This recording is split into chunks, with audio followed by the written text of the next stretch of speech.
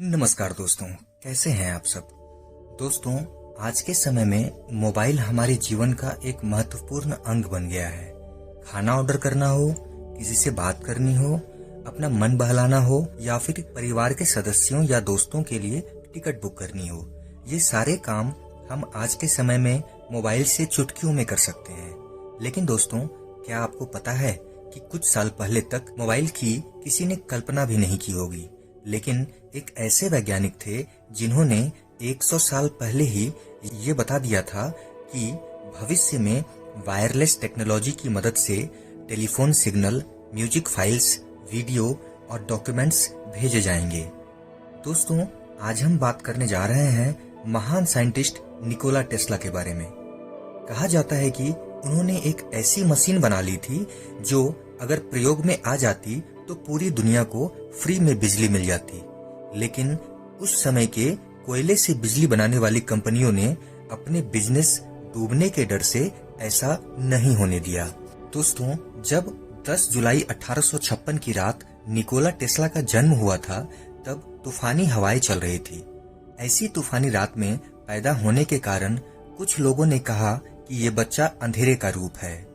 तब उनकी माँ ने कहा था, ये बच्चा अंधेरे का नहीं बल्कि रोशनी का रूप है, जो आगे चलकर दुनिया को रोशन करेगा। तो आइए दोस्तों, आज हम लोग निकोला टेस्ला के बारे में 25 महत्वपूर्ण फैक्ट्स जानते हैं। नंबर 1, टेस्ला की याद फोटोग्राफिक थी। जो वह एक बार पढ़ लेते थे या देख लेते थे, वह उनके दिमाग में छप जाता था। अगर वह किसी बुक को पढ़ते थे तो पूरी बुक वर्ड बाय वर्ड याद रख लेते थे। नंबर 2, टेस्ला कुछ भी सोचते थे या किसी इन्वेंशन का आइडिया यदि उनके दिमाग में आता तो वह उसे लिखने या ड्रॉ करने में अपना वक्त जाया नहीं करते थे, बल्कि सीधा उस आइडिया पर प्रयोग करना शुरू कर देते थे। नंबर 3, सर निकोला टेस्ला को 8 भाषाओं का ज्ञान था। इंग्लिश, फ्रेंच, चेक, Serbo Croatian, German, Hungarian, Latin और इटालियन। सर निकोला टेस्ला इन सारी भाषाओं को बोल लेते थे। नंबर 4, टेस्ला को यदि कोई नया आविष्कार का आइडिया आता तो वह उसे पूरी तरह से अपने दिमाग में ही तैयार कर लेते थे। पूरी सटीकता के साथ वह उस इन्वेंशन को तैयार कर लेते थे। यानी उसका आकार क्या होगा, उसका मास या लंबाई चौड़ाई क्या होगी, सभी आयामों की तस्वीर उनके दिमाग में तैयार हो जाती थी। यहाँ तक कि इस प्रोजेक्ट में काम शुरू करने से पहले ही उसका अंतिम रूप भी तैयार हो जाता था। इसे पिक्चर थिंकिंग कहा जाता है। नंबर 5, टेस्ला की मदर ड्यूका टेस्ला पढ़ी लिखी नहीं थी, लेकिन वह गजब की कारीगर थी। वह हाथों से घरेलू सामान और मशीन बनाने में माहिर थी। वह धागों से हर तरह की कलाकारी कर लेती थी। टेस्ला अपनी फोटोग्राफी मेमोरी और क्रिएटिविटी एबिलिटी का क्रेडिट अपनी माँ को देते थे और कहते थे यह प्रतिभा उन्हें विरासत में मिली है। नंबर 6, स्कूल के दिनों में टेस्ला अपने दिमाग में ही मैथ की मुश्किल से मुश्किल कैलकुलेशन करने में माहिर थे। वह दिमाग में भी एंटी-गुलर कर लेते थे, जिससे उनके टीचर्स को लगता था कि टेस्ला चीटिंग करते हैं। नंबर 7, एक दिन टेस्ला जब अपने लैब में काम कर रहे थे तो उनके रिसीवर में उन्होंने कुछ अस्वीकार सिग्नल को देखा। इसको लेकर टेस्ला का अनुमान था कि यह किसी दूसरे प्लेनेट से आए और उनका किसी दूसरे ग्रह से संपर्क जुड़ा हुआ था। इस बात का जिक्र 1899 रिपोर्टर को लिखे अपने लेटर में भी किया था। नंबर 8, 1934 में टेस्ला ने रिपोर्टर्स को बताया था कि उन्होंने ऐसा महान हथियार डेवलप कर लिया है जो सभी युद्ध को खत्म कर देगा, जिसे डेथ रे कहा जाता है। टेस्ला ने बताया कि यह एक रक्षात्मक हथियार है, इसे देश के बॉर्डर पर लगाया जा सकता है और उनकी सेना और एयरक्राफ्ट को देश में घुसने से पहले ही मार गिराया जा सकता है। टेस्ला ने अपनी जिंदगी के दौरान इस बारे में कभी नहीं बताया कि यह सुपर वेपन कैसे काम करेगा। नंबर 9, टेस्ला ने आजीवन शादी नहीं की थी। उनका कहना था कि ब्रह्मचर्य जीवन उनकी तकनीकी मामलों में सहायता करता है। बाद के सालों में टेस्ला ने एक रिपोर्टर से बात करते हुए यह कहा था, वह कई बार ऐसा महसूस करते हैं कि शादी न करके उन्होंने साइंस के लिए एक कुर्बानी दी है। नंबर 10, टेस्ला का जन्म सर्बिया के एक धार्मिक परिवार में हुआ था। उनके पिता एक पादरी थे और वह चाहते थे कि टेस्ला भी एक पादरी बने, मगर टेस्ला को इसमें कोई दिलचस्पी नहीं थी। नंबर 11। 17 साल की उम्र में टेस्ला को हैजा हो गया। कई बार ऐसा हुआ कि वह मरते मरते बचे। 8 से 9 महीने के लिए वह सिर्फ बिस्तर पर ही पड़े रहे।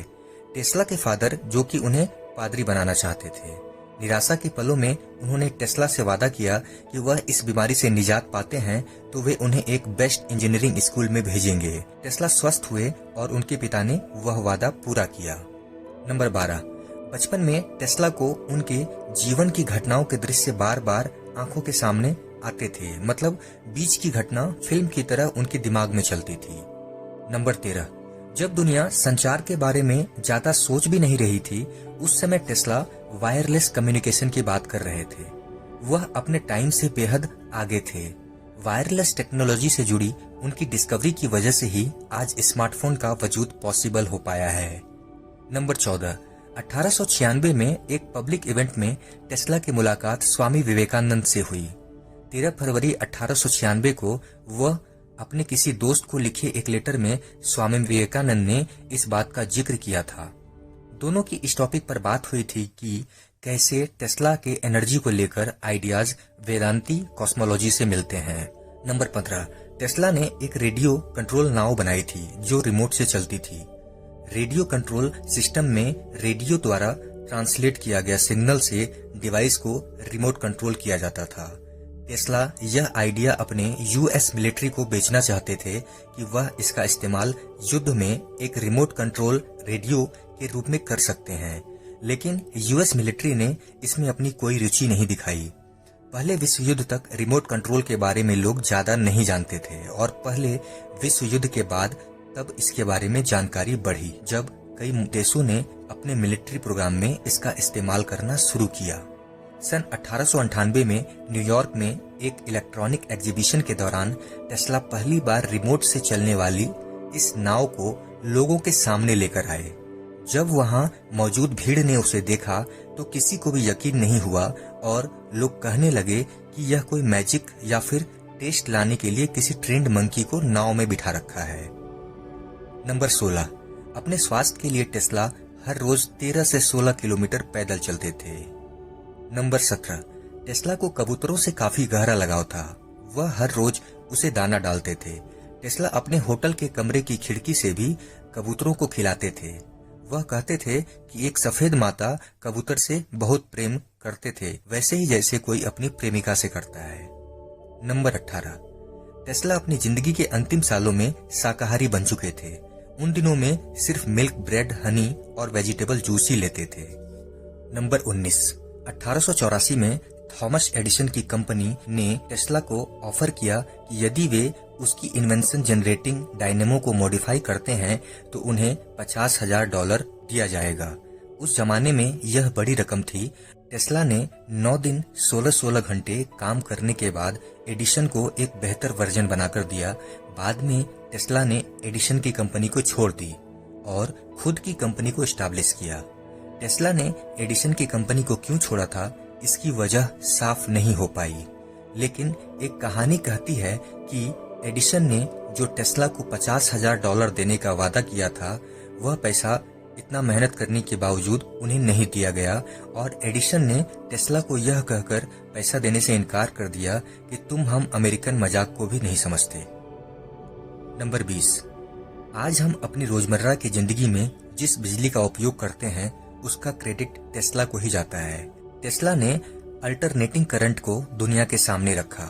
एडिसन डायरेक्ट करंट को बेहतर मानते थे, जबकि टेस्ला अल्टरनेटिव करंट को बेहतर मानते थे। डायरेक्ट बिजली एक मोटर और बल्ब को जलाने के लिए काफी थी, लेकिन इससे लंबी दूरी तक बिजली ट्रांसपोर्ट करना संभव नहीं था, जबकि ऐसी सिस्टम में बिजली हमेशा अपनी धारा लगातार बदलती रहती है।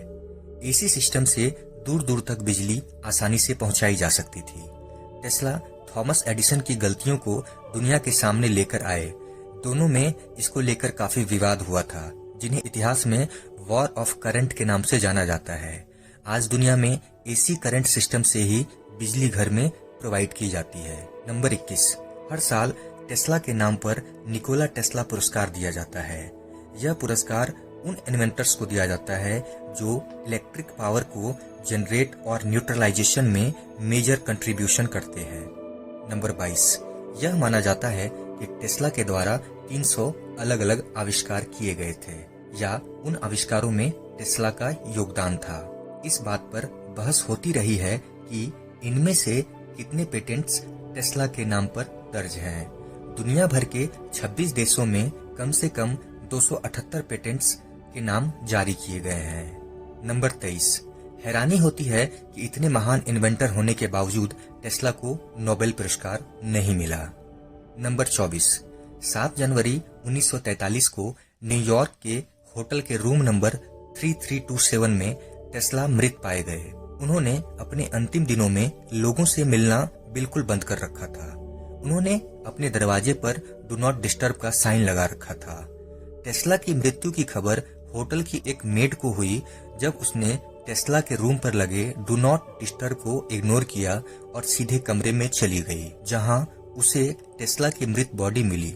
टेस्ला की बॉडी की जांच करने के बाद यह पता चला कि उनकी मृत्यु कोरोनरी थ्रोम्बोसिस से हुई थी। नंबर 25, सर निकोला टेस्ला एक महान साइंटिस्ट थे।